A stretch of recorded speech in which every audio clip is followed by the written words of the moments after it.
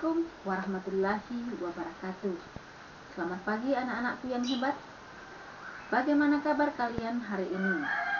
Ibu guru berharap kalian semua dalam keadaan sehat walafiat bersama keluarga. Amin.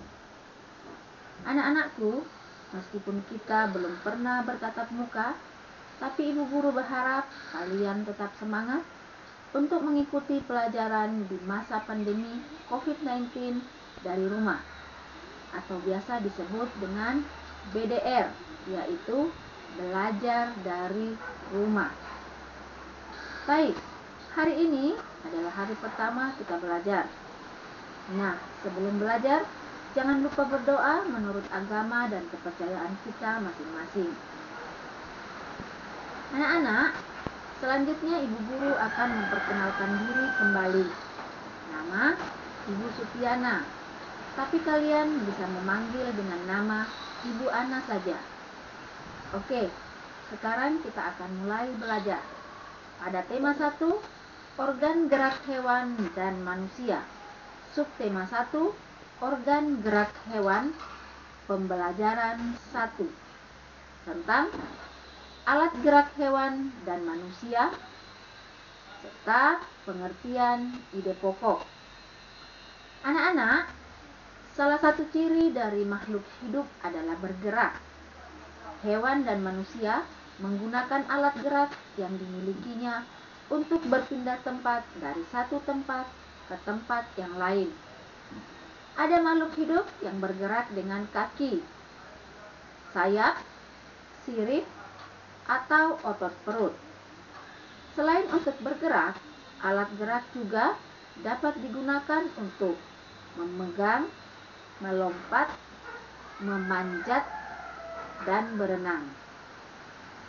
Alat gerak terdiri dari 2 macam, yaitu alat gerak aktif dan alat gerak pasif. Alat gerak aktif berupa otot, sedangkan alat gerak pasif berupa tulang. Otot disebut sebagai alat gerak aktif karena otot dapat bergerak, sedangkan tulang disebut alat gerak pasif karena tulang tidak dapat melakukan gerakan. Otot dan tulang harus bekerja sama saat hewan atau manusia akan melakukan gerakan. Anak-anakku yang hebat, sampai di sini bisa dipahami? Sekarang kita akan lanjutkan kembali. Di dalam buku kalian, pada halaman 3, ada teks bacaan yang berjudul Organ Gerak Manusia dan Hewan. Nanti kalian bisa membacanya. Dengan membaca teks tersebut, kalian akan memperoleh berbagai informasi. Ada informasi utama yang disampaikan melalui ide pokok teks. Ide pokok merupakan inti atau dasar permasalahan dari suatu teks. Ide pokok berisi gagasan dasar suatu paragraf. Oleh karena itu, ide pokok sering juga disebut sebagai pokok pikiran atau gagasan utama teks. Untuk dapat menentukan ide pokok pada suatu teks, maka kalian harus membaca dengan seksama secara keseluruhan. Setelah itu, carilah kalimat utama dari teks tersebut. Dalam suatu teks, ide pokok dapat dijumpai pada kalimat utama. Jika sudah menemukan kalimat utama dari teks tersebut, barulah ide pokok dari teks tersebut dapat ditentukan. Dengan mengetahui ide pokok suatu teks, maka kalian akan lebih mudah untuk mengetahui inti atau masalah utama yang terdapat dalam teks bacaan tersebut.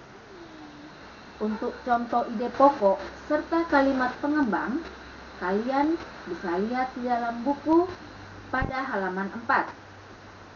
Kalimat pengembang adalah kalimat yang menjelaskan lebih lanjut topik kalimat dalam teks tersebut.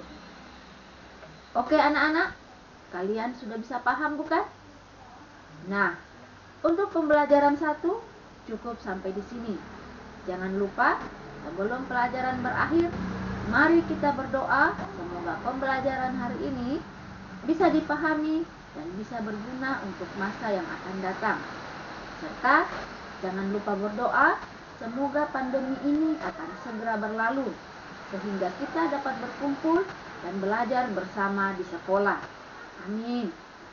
Cukup sampai di sini. Kita akan bertemu pada pembelajaran selanjutnya. Jangan lupa untuk mengerjakan tugas yang Ibu berikan. Dan jangan lupa juga untuk meminta bantuan serta bimbingan dari orang tua masing-masing di rumah. Sampai jumpa lagi. Wassalamualaikum warahmatullahi wabarakatuh. Salam sehat, salam semangat.